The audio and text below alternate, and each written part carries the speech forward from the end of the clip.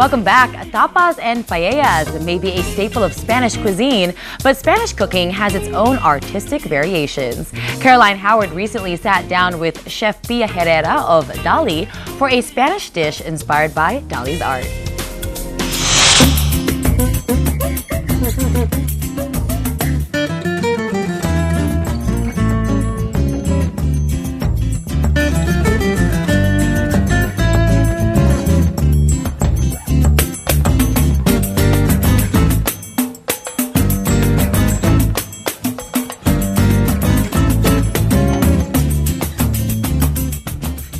Hello everyone, we're here at Dali Restaurante, Ibar de Tapas on Eugenio Lopez Drive. And with us is Chef Pia Herrera, proprietor of the restaurant. Hello, Chef. Hello. We're surrounded by surrealist art references to the artist Salvador Dali. Why is that? Salvador Dali is a very iconic artist for Spain, so what better to be our figurehead for a restaurant, we thought, than him. He has always been a favorite of my husband and mine, and I think he represents the flavor and the drama of Spain. Clearly, there's Spanish culinary influence in what you serve here. I used to live in Europe as a child, and my parents would take us on vacations every weekend. We would drive around, and one year we went on a motorhome vacation to Spain. So we toured the whole of Spain in a motorhome, and that's where actually my love for Spanish food began. As a young girl, and then I'd also always loved food and loved cooking. I went to culinary school here in CCA, which is located in Katipunan, and then I continued my education in the CIA in upstate New York. That is where I refined my skills, and then also I worked in the World Trade Center in Boston for 9 years. So I was working as a chef there in their hotel, in the fine dining. One of our partners here at Dali Restaurant is the director of the Instituto Cervantes, Don Pepe Rodriguez. So he is our, shall we say, consultant on our authenticity of the food. How exactly does this play to the plate? We would like to offer good food, good wine, good drinks to our customers at a very reasonable, affordable price, but quality Spanish cuisine. Unlike most of the Spanish restaurants and tapas bars that have been popping up here in Metro Manila, we have not decided to do any fusions. Our food is very classic, and we feel that Dali is a very classic example of a Spanish meal. So that's how we kind of tie into it. But the only type of innovation and fusion that we've done in our restaurant is with our sangrias and wine cocktails. So we feel that we've introduced some new flavors, infused even a little bit of Asian flavors into some of our sangrias.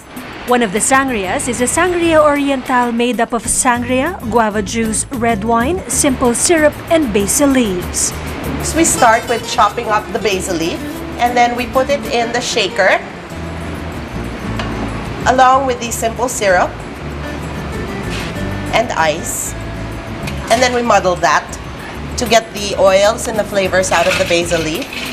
Once the basil leaves have been crushed and muddled, we add in the guava juice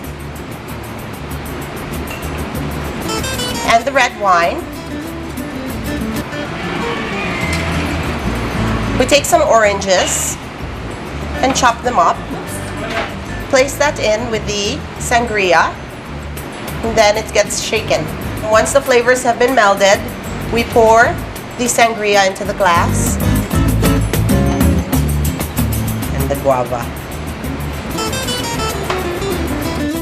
Of course, when you think Spanish cuisine, you think tapas. Give us a sense of the range of dishes you offer in the restaurant. A lot of the old Spanish mainstays concentrate on the main dishes, and we want to bring in the tapas style of eating, which is ordering a lot of little dishes. Our menu is comprised mostly of the tapas, and it's a fun way to eat.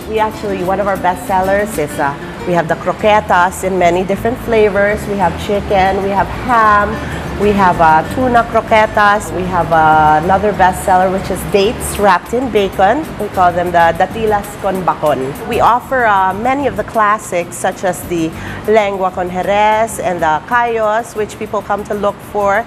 Also, we have arroz negra and paella valenciana.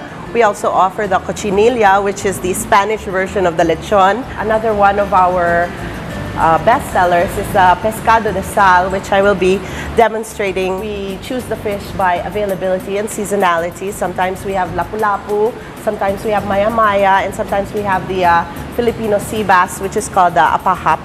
And it's a whole fish encased in salt. And then we bake it in the oven, and it's pretty much steamed within the salt. So when it comes out, it's just running juices, and it's very flavorful. And we serve it with a very classic Spanish sauce, which is a salsa verde. Also, we are offering gourmet homemade ice creams.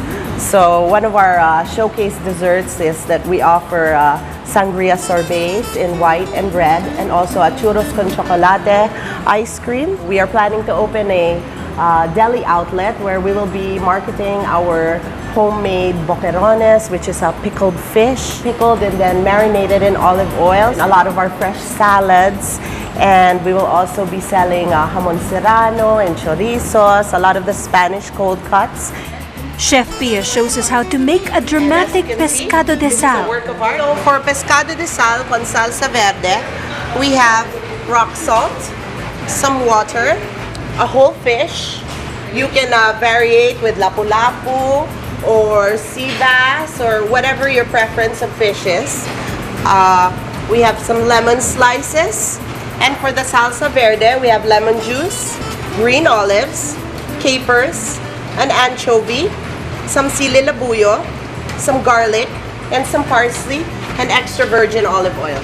We start by taking the rock salt and moistening it with the water until it resembles wet sand, and you place it in your pan and you make a bed. You make a bed for the fish and pat it down firmly. We take the fish and 2 lemon slices and insert inside the fish. But you don't need to scale it. To place our fish on the bed, we are making sort of an oven for the fish in itself with the salt, and once it bakes, it will harden and the fish will steam inside the salt. The salt does not permeate through the skin since the fish is intact. So we take our fish and we place it in the oven at around 450 degrees for about 20 to 30 minutes.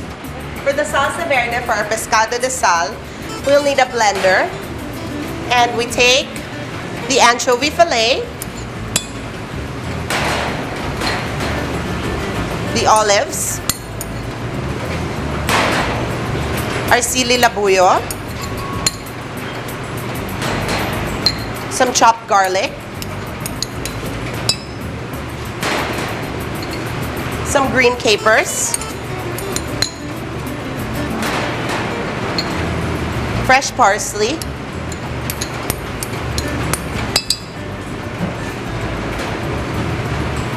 and some lemon juice, and some extra virgin olive oil.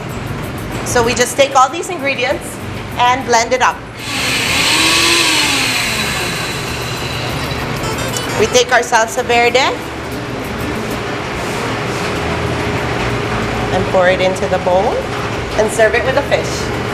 It comes off very easily. And then you slice around the body of the fish. The way that I'm doing this is already ready for serving. And we just finish it off with a touch of olive oil and a little bit of parsley. Here's the pescado de sal, which I'm having with the salsa verde, one of their specialties here at Dali.